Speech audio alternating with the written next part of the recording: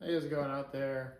Today, as you can see, we got another Sportster that we're gonna save. All right. So the other bike, the flat track bike's in the shop right now, getting powder coated and everything. So I figured I'd go ahead and start on this project here.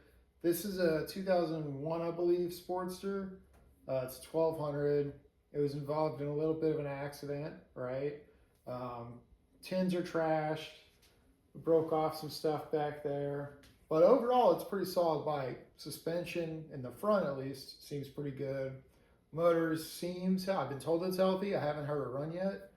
But we're going to go ahead and get working on this bike here soon. Today, I'm just going to go ahead and go over the damage that we see. We'll make a list of parts that we need to get, and maybe even go ahead and start doing a little bit of a disassembly on this bike today. All right, so we're gonna go ahead and get started here with the damage report on this bike. All right, so starting up here with the hand controls, obviously the clutch is missing, so we'll have to get a new clutch perch and all that stuff. These switch control covers are kind of dinged up pretty good. The grips obviously are ripped, the throttle side's been busted. All right, then we get down here, the fork tree is a little bit dinged up and damaged, but it should be all right. Then we got the beauty ring for the lights all banged up. Light lenses all tore up. We got our tanks, trash, it's gone. We get down here, our shifter, right? Missing some pieces there. So got to make sure that trans is still good. So once we get this bike running again, we'll see how that goes. Next, we go back here. We look at our seat's torn, but not too bad. I mean, you can still ride the bike with that. That's whatever. You know, some more covers damaged and everything.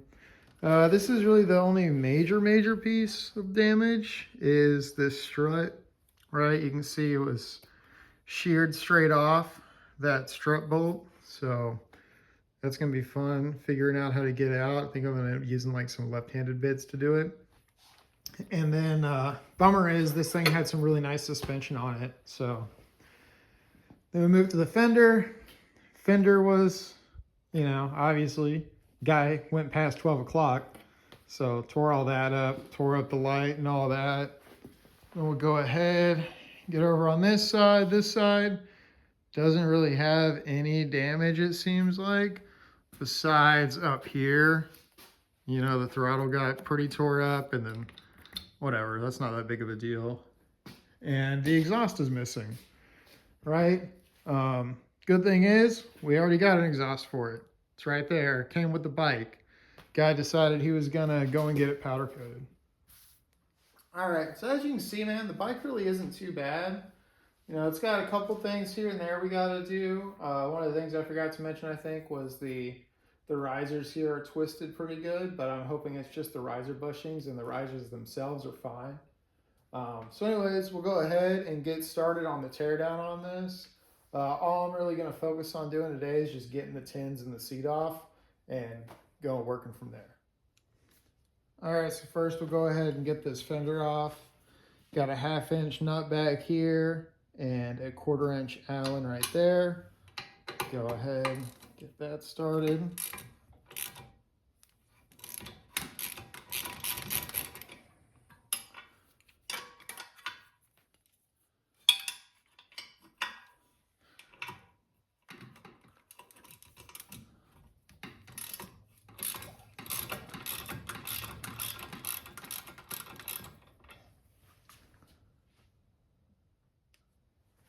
All right, so we got the other side off. So now go ahead and get those bolts out of there.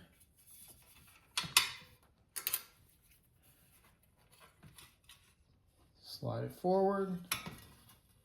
And then there we go. We got the fender out of the way. All right, so next we're gonna move on to the tank. Tanks are pretty easy on these rigid mount sporties. All you got this bolt here. And then you got this, let's see if I can get it. There you go.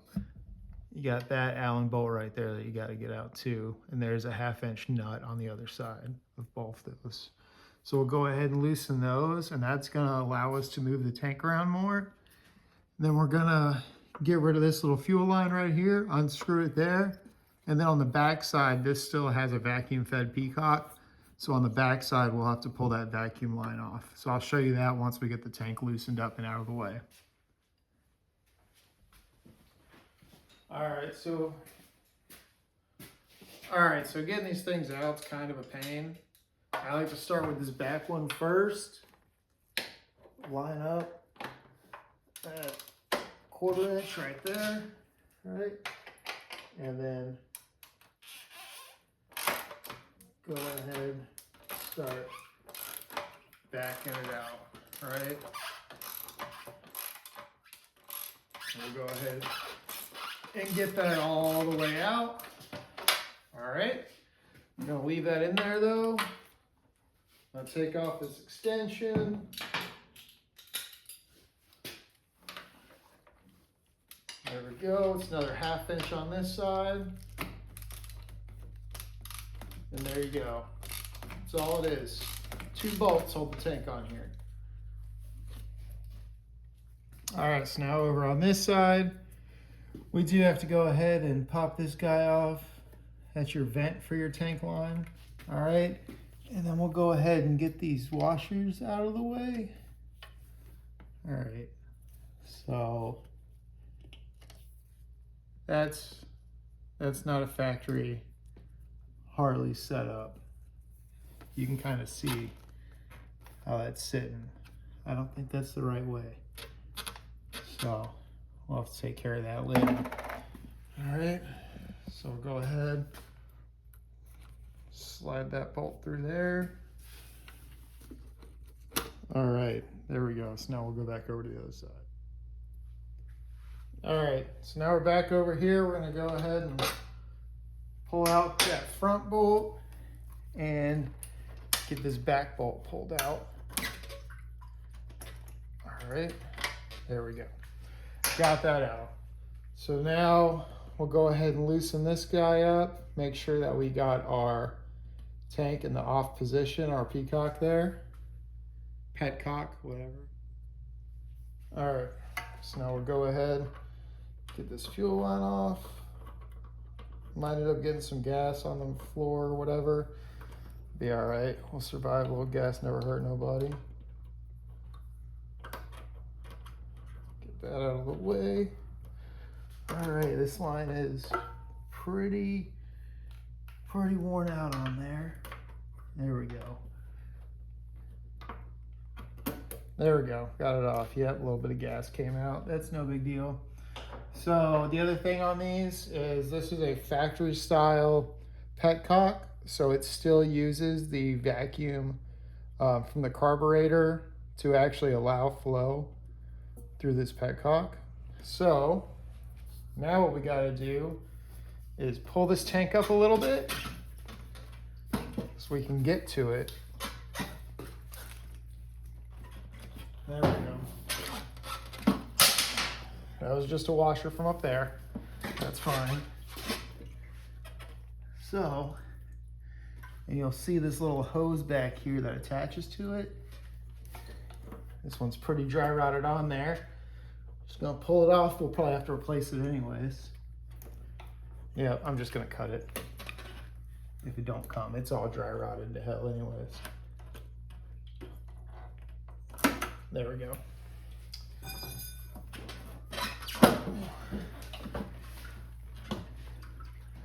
All right, got the petcock getting caught there on the harness. And there we go. It's nice and out of the way. All right, so you can see that thing broke right on off. All right, so one last thing we got to get off here is this little ground that's still on here. So it's going to be a 5/16. Go ahead and get that off. So now the tank no longer has a ground connected to it. Keep that because we're going to use it later. And then we can pull the whole tank off.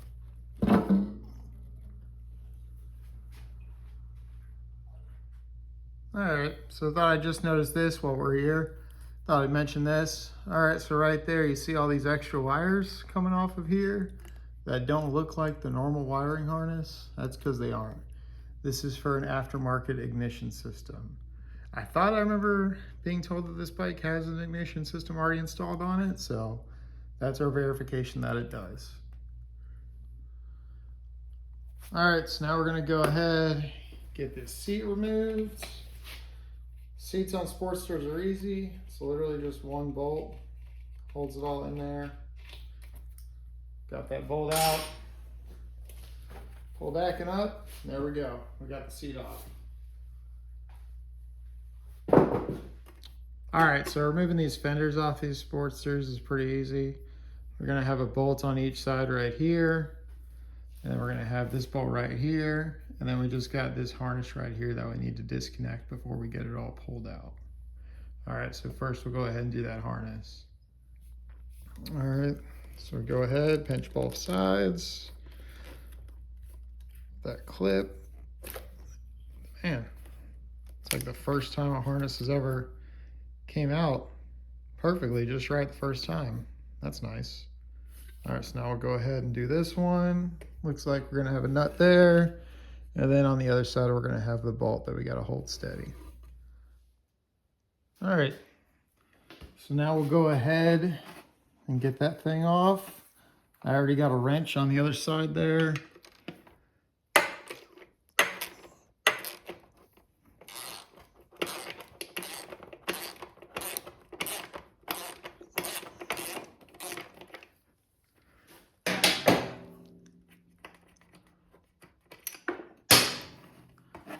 There we go.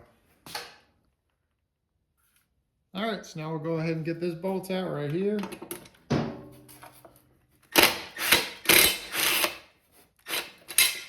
All right, got that out. There we go. Oh, got it most of the way. Looks like I missed something up here that's still connected. Oh, there we go. That'll be nice and easy to pull. Awesome.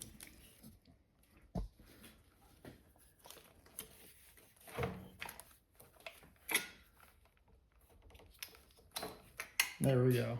Now it's disconnected. All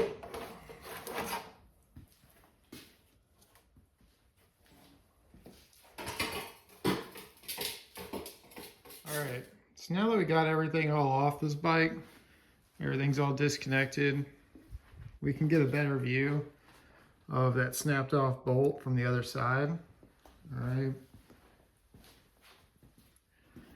And we can see that bolt's not really in there too far. So I think I'll be able to use a left-handed bit from the other side to back it out. So that shouldn't be too hard. So I figure I'd go ahead and mention this too while we're at it here. I have this thing hooked up on a tender, and the battery tender, it just wouldn't charge the whole time it's plugged in. So I'm gonna go ahead and check the fuse, right? So we got our multimeter here. I got it set to 200 ohms, right? So that's what we should read across the fuse, is nothing. All right, so we got the fuse here. This is the fuse for the tender itself. So, and look at that, we still read OL. So that fuse is bad. Let's go ahead and pull it out. Let's see. Yeah, you can kind of see it in there. See that little wire right there? That should be connecting across. All right, so there we go. We got a pretty good start to working on this bike here. We got it all torn down. I think our next course of action is going to be obviously changing out the fuse for the battery tender hookup, right? So we can get our battery charged up. Getting some exhaust bolts so we can get that exhaust hooked back up, and go ahead and start working on backing that bolt out on that rear strut so we can see if we can get another set of struts put on. So anyways, that's where we're going to stop for today. So thanks for watching, and hope to see you next time.